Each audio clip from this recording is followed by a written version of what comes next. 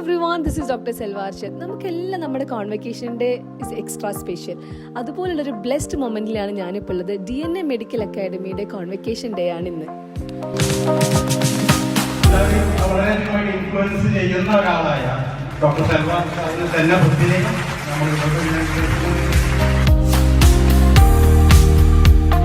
ഈ ഒരു കോഴ്സ് പഠിച്ചിട്ട് നിങ്ങൾ എന്താണോ ആകാൻ നിങ്ങൾക്ക് താല്പര്യപ്പെടുന്നത് അല്ലെങ്കിൽ നിങ്ങൾ ആഗ്രഹിക്കുന്നതിൻ്റെ ഏറ്റവും നല്ല വേർഷൻ നിങ്ങളായിത്തീരുന്നത്.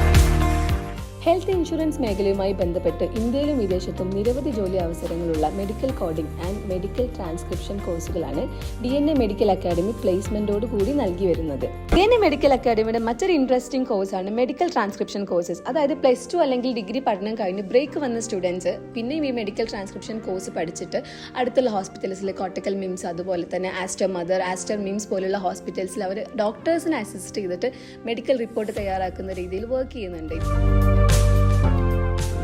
DNA മെഡിക്കൽ അക്കാഡമിയിൽ നിന്ന് CPC കോഴ്സ് കംപ്ലീറ്റ് ചെയ്ത ഡോക്ടർ റസിയ CP നമ്മുടെ കൂടെ ഉണ്ട്. ഡോക്ടർ എക്സ്പീരിയൻസ് നമുക്ക് ചോദിച്ചറിയാം. ഹായ്, ഞാൻ ഡോക്ടർ റസിയ. ഞാനൊരു ആയുർവേദ ഡോക്ടറാണ്.